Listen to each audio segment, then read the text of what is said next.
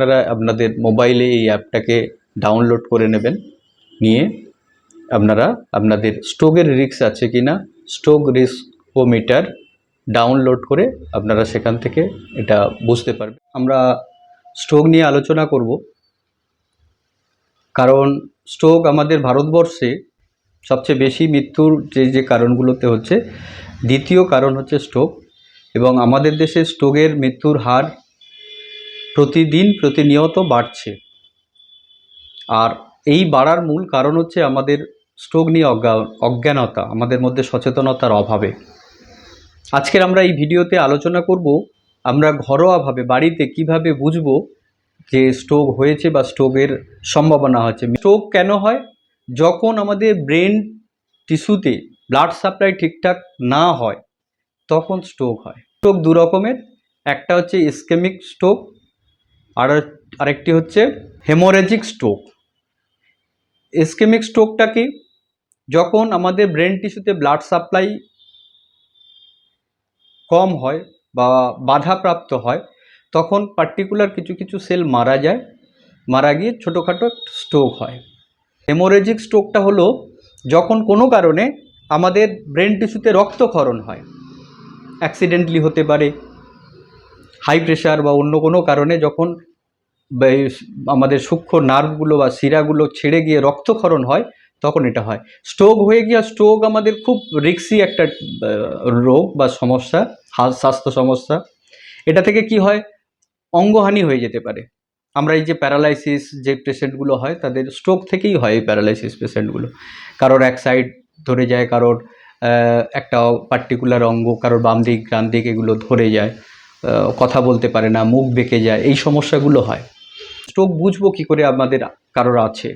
এটা বোঝার জন্য একটা সহজ কথা, সেটা যদি আপনারা মনে রাখতে পারেন তাহলে হবে। সেই কথাটা হচ্ছে be fast, be fast, FAST, BE, B for balance, B for balance.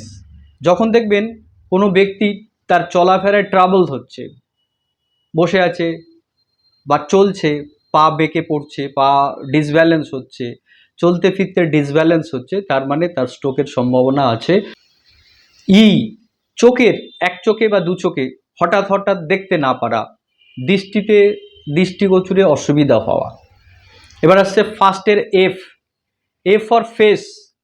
কোনো ব্যক্তিকে আপনি চেক করার জন্য তার স্ট্রোকের রিস্ক আছে কিনা বা স্ট্রোক হয়েছে কিনা, ছোটোখাটো স্ট্রোক হয়ে আছে কিনা সেটা জানার জন্য তাকে হাসতে বলবেন, প্লিজ কথা বলতে বলবেন, হাসতে বলবেন, দেখবেন মুখটা বেঁকে যাচ্ছে। এইরকম একটা ক্ষেত্রে তার স্ট্রোকের সম্ভাবনা আছে। A for arm. কোনো একটা ব্যক্তিকে এরকম দু হাত তুলে ব্যালেন্স করতে বলবেন, উনি ব্যালেন্স করতে পারবেন না, আপ ডাউন হয়ে যাবে বা নেমে যাবে, এরকম রাখতে পারবে না। এটা দেখেও আমরা বুঝতে পারবো পেশেন্টটার স্ট্রোক হয়েছে কিনা। S for speech. আপনি ছোট একটা কথা বলতে বলুন, দেখবেন বলতে গিয়ে উনি হোঁচট খাবেন, বলতে পারবেন না, ঠিকঠাক বলতে পারবে না। আর যদি এই সিনড্রোমগুলো আপনাদের লক্ষ্য করেন তাহলে টাইম নষ্ট না করে, কারণ যত দেরি হবে আমাদের ব্রেনগুলো আরও ডেথ হতে থাকবে, ব্রেনগুলো মারা, যত তাড়াতাড়ি সম্ভব হসপিটালাইজ করে এই পেশেন্টটার রিকভারি, ট্রিটমেন্ট প্রাথমিক না একদম, এটার হসপিটাল, এর ট্রিটমেন্ট কিন্তু হসপিটাল, বাড়িতে রেখে এটা ট্রিটমেন্ট করার চেষ্টা না করে ইমিডিয়েট এই সব সিনড্রোম থাকলে হসপিটালাইজ করবেন, তাতে কিনা ওই পেশেন্টটার রিকভারি করার সম্ভাবনা থাকবে। এবং এই ভিডিওটা যদি মনে করেন আপনাদের স্ট্রোক নিয়ে যৎসামান্য হলেও যদি ইনফরমেশান এটা থেকে আপনারা পেয়ে থাকেন তাহলে এই ভিডিওটা আপনারা শেয়ার করবেন, তাতে বেশি করে মানুষ স্ট্রোক সম্পর্কে সচেতন হবে এবং এই ছোট্ট একটা পরীক্ষার মাধ্যমে বুঝতে পারবে স্ট্রোকের সম্ভাবনা আছে কিনা। ছোট একটা সিটি স্ক্যান করলে বোঝা যেতে পারবে রক্তক্ষরণ হয়েছে কিনা বা কোনো রকম কোনো সমস্যা আছে কিনা। আপনারা গুগল প্লে স্টোরে যাবেন, গুগল প্লে স্টোর থেকে স্ট্রোক রিস্কোমিটার অ্যাপটা ডাউনলোড, বাংলাতেও আছে, ওখানে গিয়ে সেটিংয়ে আপনারা বাংলা ভার্সানে করলে বাংলাতেও পাবেন। কি এখানে নির্দিষ্ট যে প্রশ্নগুলো আছে সেই প্রশ্নগুলো ঠিকঠাক উত্তর দেবেন। আপনার বয়স, হাইট, ওয়েট, এগুলো ঠিকঠাক উত্তর দিলে অ্যাপ আপনার ঠিক করে দেবে আপনার রিস্ক কতটা আছে, এবং আগামী 5 বছরে এই রিস্কটা, আগামী 10 বছরের রিস্ক কী আছে সেটা আপনি সময়ে সময়ে চেক করতে পারবেন। এটার মাধ্যমে রিস্কের সম্ভাবনা বা রিস্ক এগুলো আপনি কম করতে পারবেন।